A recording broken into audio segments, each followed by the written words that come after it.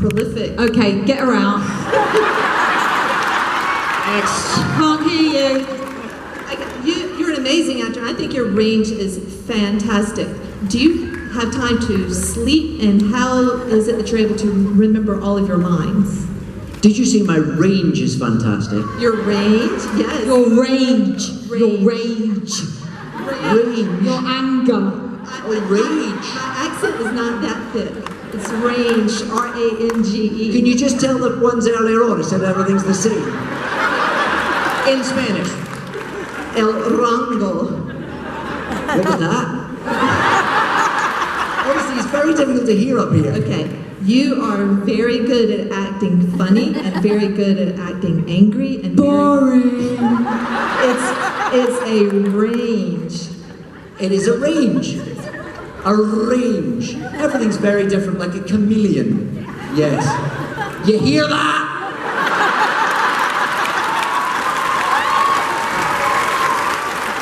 And that's from a doctor of Spanish. So she would know. So the question is... Oh, there's a question. How is two-parter to remember your lines? Is it difficult for you to remember your lines, and do you ever sleep? That's two questions. I forget. He has to have everything written on idiot cards. I'm sorry to break the mystique, people. Are you sneaking a side photo of me, sir, madam? Yes. Is it difficult to learn your lines? To learn your lines? It's boring learning lines. I don't know if there's any great secret to it. No, it's repetition and... yeah, pacing around your kitchen, talking to yourself. It's hard work. Well, yeah. It's like learning anything. By, it's you just have to do it till it goes into your brain. Do you think it gets harder as you get older? I wouldn't know. No. I was hoping you could shed some light on that. No, I think learning lines, it's like, well, I think we're lucky in the sense that it's part of our job, and that's very good for your brain, isn't it? All stuff like that. Is it? Yes. I suppose so, yeah. I don't know. I mean, the fear is always that you'll forget them. Yeah. Which is fine on TV because you can go again. Yeah. But that's on stage, that moment when you're in performance 96 and your brain starts telling you you've forgotten your words. Or you've just, you do the thing where you say something and you go, I think I've said that twice. Yeah. And then that sort of fear comes over you and you think, I don't know what I'm doing. Yeah. Or you're kind of a bit on autopilot and you're seeing the eyes of the person that you're acting opposite. Fear. And you're thinking, I'm still talking, but I'm obviously saying the wrong thing. Yes. We did a show, we did a theatre show together called Much Ado About Nothing. And when we were, do you remember the understudies? And we had someone drop out at the last minute who was playing one of the main parts, and the understudy had to go on. Had clearly not read it. And it's quite difficult to busk Shakespeare. Yeah. And it was the only time, because we were doing this scene where it was some people getting married, and there was a character who was marrying them. And the scene went on for 25 minutes longer than it should have done, because he just kept going in a loop. And it is the only time I've ever known you to do anything close to laughing or being unprofessional. Now, as opposed to me, who if I laugh on stage, I just walk off. Or pretend I'm crying.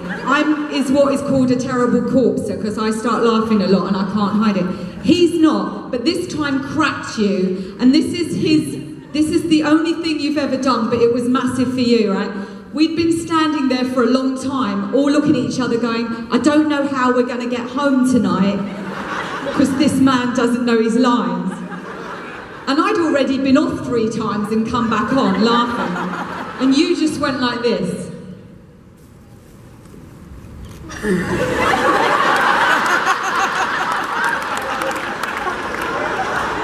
And he composed himself like that.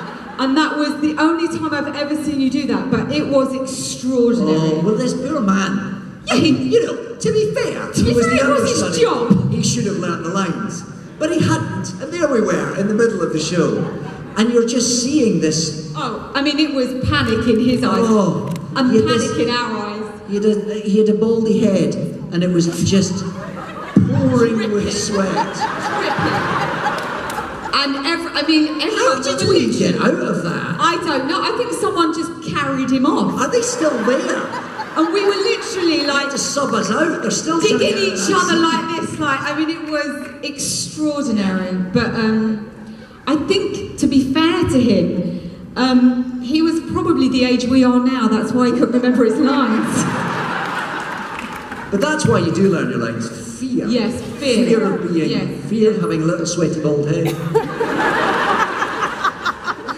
Hi, what's your name? My name is Dash, and my How fantastic! That's a very cool name. Well done for being called Dash. well, actually, it's the name I want to go by. Sure, that's fine. But, You're amongst friends, you're now Dash. And just so you know, David, I hope you enjoyed those whiskey crackers I gave you during the photo. I haven't tried them yet. What is it? Talk me through what it is. It's basically crackers covered in chocolate with pecans sautéed in whiskey, sprinkled on top. I hope you brought enough for everybody. That's dinner tonight. Welcome to North Carolina. And actually, I work at the store that makes them, usually aiding people with disabilities, and it's only one store. So. Great. Thank you for that. And my question is in regards to Good Omens. At one point, Crowley mentions that the ultimate Armageddon is going to be the battle of the simplicities of the opposite ends of the spectrum of heaven and hell together versus the complexities of humans and angels and demons who happen to be friends with each other. That's going to be the ultimate Armageddon. Do you believe that's going to be the Armageddon? Because I believe that as well. Over to you.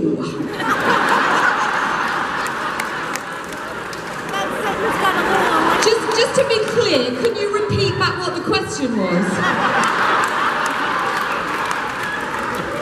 Yes, I can. Towards the end of Good Omens, currently available on Amazon Prime Video, I'm sure you've watched it, Kathy. Yes, you would alarmingly like Doctor Who.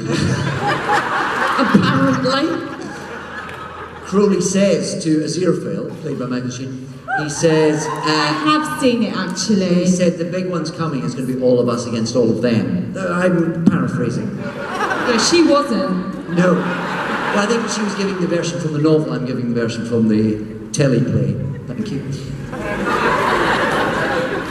And what? Do you mean like in real life is that going to be Armageddon? He's stalling people, he's stalling. I mean, because this is also from personal experience, because I've had family members who have very simplistic ideals and very black and white beliefs, whereas I have a tendency to thrive on complexity, a lot like my father does, and I believe, and it's caused a lot of conflict amongst the family. Do you believe that this conflict between simplicity and complexity is a real part of the real world?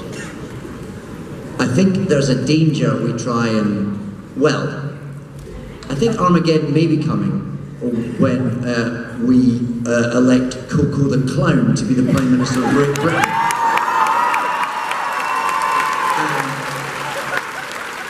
Goes well with our president. Which is a bit of a worry, because we just did. Well, we didn't, did we? Well, no, we know we didn't. No, we didn't. A very tiny... Anyway, we're getting political people now. Don't get me started.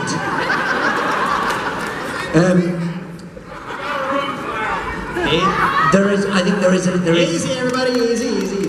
There is a danger that we chase. Oh, I have to be very careful what I say. Should I just still move away? Just give her your phone number and let that be it. It'll be good guys and bad guys for the world. I think complexity is to be cherished. I think oversimplification leads to fundamentalism, I'd say. Let's keep it nuanced, people.